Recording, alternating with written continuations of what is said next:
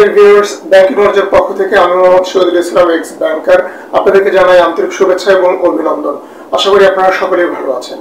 আপনারা যখন ব্যাংকে কোনো ফিক্সড ডিপোজিট অ্যাকাউন্ট ওপেন করতে যান, তখন কি ডকুমেন্ট লাগবে বা কি কি কাগজপত্রের প্রয়োজন, এই বিষয়গুলো আপনারা যখন সঠিকভাবে না জানেন, তখন কিন্তু ব্যাংকে ফিক্সড ডিপোজিট অ্যাকাউন্ট ওপেন করতে গিয়ে অনেক সময় বিড়ম্বনার শিকার হতে হয়।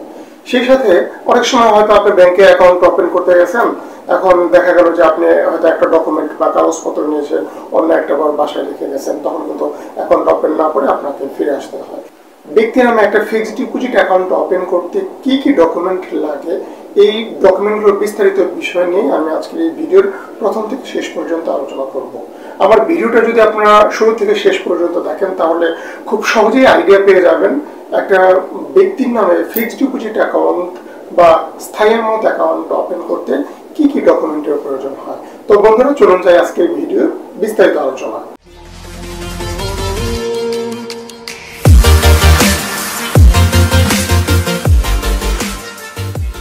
যে কোনো ব্যাংকে আপনি যদি আপনার নামে একটি স্থায়ী আমানত বা এফডিআর অ্যাকাউন্ট ওপেন করতে যান, তাহলে আপনার প্রথমেই যে ডকুমেন্টের প্রয়োজন হবে সেটা হচ্ছে আপনার ন্যাশনাল ভোটার আইডি কার্ড বা জাতীয় পরিচয়পত্র অথবা আপনার পাসপোর্টের একটি ফটোকপি। আপনার যদি জাতীয় পরিচয়পত্র থাকে, তাহলে শুধুমাত্র জাতীয় পরিচয়পত্রের ফটোকপি দিয়ে আপনি যে কোনো ব্যাংকে এফডিআর অ্যাকাউন্ট ওপেন করতে পারবেন। আর আপনার যদি পাসপোর্ট থাকে, তাহলে আর জাতীয় পরিচয়পত্রের কপির দরকার নেই। পাসপোর্ট দিয়েও আপনি যে কোনো ব্যাংকে আপনার নামে একটা স্থায়ী অ্যাকাউন্ট ওপেন করতে পারবেন। ব্যাংকে আপনার নামে যখন স্থায়ী অ্যাকাউন্ট ওপেন করতে যাবেন, তাহলে প্রথম যে ডকুমেন্টের দরকার হবে সেটা হচ্ছে আপনার জাতীয় পরিচয়পত্র অথবা পাসপোর্টের ফটোকপি। একজন ব্যাংকার যখন আপনার কাছ থেকে এফডিআর অ্যাকাউন্ট ওপেন করার জন্য আপনার জাতীয় পরিচয়পত্র বা পাসপোর্টের ফটোকপি নেবে, ওই অ্যাকাউন্ট ওপেনিং অফিসার আপনার জাতীয় পরিচয়পত্রের মূল কপি অথবা পাসপোর্টের মূল কপি দেখতে যাবে। তাই আপনি যখন অ্যাকাউন্ট ওপেন করতে যাবেন, অবশ্যই আপনার জাতীয় পরিচয়পত্র অথবা আপনার পাসপোর্টের মূল কপিটা সাথে নিয়ে যাবেন। মূল কপি শুধুমাত্র ব্যাংকারকে দেখানোর জন্য আপনি তার কাছে দিবেন।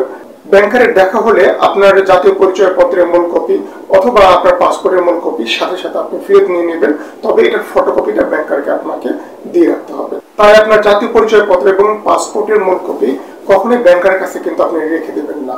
আপনি তাকে দিয়ে সাথে সাথে ব্যাংকারের কাছ থেকে আপনার জাতীয় পরিচয়পত্র অথবা পাসপোর্টের কপিটা আপনি ফেরত নিয়ে নেবেন। স্থায়ী অ্যাকাউন্ট ওপেন করার জন্য 2 নম্বর যে ডকুমেন্টের প্রয়োজন হবে সেটা হচ্ছে আপনার 2 কপি পাসপোর্ট সাইজের রঙিন ফটো। অ্যাকাউন্ট ওপেন করার সময় আপনার 2 কপি পাসপোর্ট আকারে রঙিন ছবি দিতে হবে। ছবির ব্যাকগ্রাউন্ড অবশ্যই হালকা সাদা অথবা হালকা ব্লু কালারের হওয়া ভালো। জাজানো কোনো কালারের ব্যাকগ্রাউন্ডের ছবি অবশ্যই আপনি অ্যাকাউন্ট ওপেন করার সময় দেবেন না। ব্যাংকাররা সবসময় হালকা সাদা অথবা হালকা ব্লু কালারের ব্যাকগ্রাউন্ডের ছবি পছন্দ করে। আপনার ছবির পিছনে আপনি নাম লিখে তারপর সেখানে অবশ্যই আপনার সিগনেচার দেবেন। ফিক্সড ডিপোজিট অ্যাকাউন্ট ওপেন করতে 3 নম্বর যে ডকুমেন্টের প্রয়োজন হয় সেটা হচ্ছে টিন, অথবা আপনি ওই ইয়ারে যে ট্যাক্স রিটার্ন সাবমিট করেছেন সেই ট্যাক্স রিটার্ন সাবমিশনের অ্যাকনোলেজমেন্ট স্লিপ কপিটা আপনাকে অ্যাকাউন্ট ওপেন করার সময় এই কপিটা দিতে হবে। আপনার এফডিআর করার অ্যামাউন্টটা যদি 10 লক্ষ টাকা অথবা তার কম হয়, তাহলে আপনি টিন অথবা আপনার ট্যাক্স রিটার্নের অ্যাকনোলেজমেন্ট স্লিপ দেওয়াটা আপনার জন্য ম্যান্ডেটরি নয়। আপনি চাইলে দিতে পারেন এবং দিলে সেটা আপনার জন্য বেনিফিট হবে। আপনার এফডিআর বা স্থায়ী আমানতের অ্যামাউন্টটা যদি 10 লক্ষ টাকার অধিক হয়, তাহলে অবশ্যই আপনার ট্যাক্স রিটার্ন করার প্রাপ্তি স্বীকারপত্র বা অ্যাকনোলেজমেন্ট স্লিপ দিতে হবে। আমাদের 4 নম্বর ডকুমেন্টটা হচ্ছে আপনার ইনকামের প্রত্যয়নপত্র বা ইনকামের সনদপত্র। যে টাকা দিয়ে আপনি এফডিআর করেছেন, এই এফডিআর টাকাটা আপনি যে ভ্যালিড সোর্স থেকে ইনকাম করেছেন, এই সোর্স অফ ইনকামের একটা সার্টিফিকেট বা প্রত্যয়নপত্র দিতে হয়। আপনি যদি চাকরিজীবী হন, তাহলে আপনার bank statement valid source of ইনকামের প্রত্যয়নপত্র হিসেবে আপনি দাখিল করতে পারেন, অথবা আপনার অফিস থেকে স্যালারিড ইনকামের একটা প্রত্যয়নপত্র এনে তারপরে আপনাকে ইনকাম সোর্সের আপনার প্রত্যয়নপত্র হিসেবে আপনার সেই স্যালারি সার্টিফিকেটটা আপনি অ্যাকাউন্ট ওপেন করার সাথে দেবেন। কোনো কোনো ব্যাংক এখন এফডিআর অ্যাকাউন্ট ওপেন করার সাথে 5 নম্বর একটা ডকুমেন্ট নেয়, সেটা হচ্ছে আপনার ইউটিলিটি বিলের ফটোকপি। তবে এটা সব ব্যাংক চায় না। কিছু কিছু ব্যাংক, বিশেষ করে আমাদের যে ফরেন ব্যাংকগুলো রয়েছে, যেমন এইচএসবিসি, স্ট্যান্ডার্ড চার্টার্ড, এই সমস্ত ব্যাংকগুলো ইউটিলিটি বিলের একটা ফটোকপি চায়, তবে এটা ম্যান্ডেটরি নয়। আমাদের লোকাল ব্যাংকগুলো এটা আসলে ওইভাবে চায় না বা দরকার হয় না। পয়েন্ট ব্যাংকগুলো আপনার রেসিডেন্সিয়াল অ্যাড্রেসটা জাস্টিফাই করার জন্য ইউটিলিটি বিলটা চায়। আপনার যদি থেকে থাকে তাহলে ইউটিলিটি বিলের একটা কপি নিয়ে যাবেন। এরপর আপনি যখন এফডি এর নমিনি দিবেন, ওই নমিনির আবার দুটো ডকুমেন্ট লাগে। নমিনির হচ্ছে 1 কপি পাসপোর্ট সাইজের রঙিন ছবি দিতে হয়। নমিনির আরেকটা ইম্পর্টেন্ট ডকুমেন্ট দিতে হয়, সেটা হলো তার যে জাতীয় পরিচয়পত্র বা তার যে পাসপোর্ট রয়েছে ওই পাসপোর্টের ফটোকপি আপনার অ্যাকাউন্ট ওপেন করার সময় সাবমিট করতে হবে।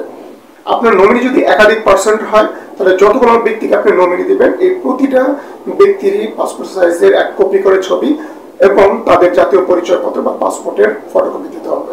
তবে নমিনির ভোটার আইডি কার্ড বা জাতীয় পরিচয়পত্র অথবা পাসপোর্টের মূল কপিটা নিয়ে যাওয়ার দরকার নেই, তার শুধু ফটোকপি দিলেই চলবে।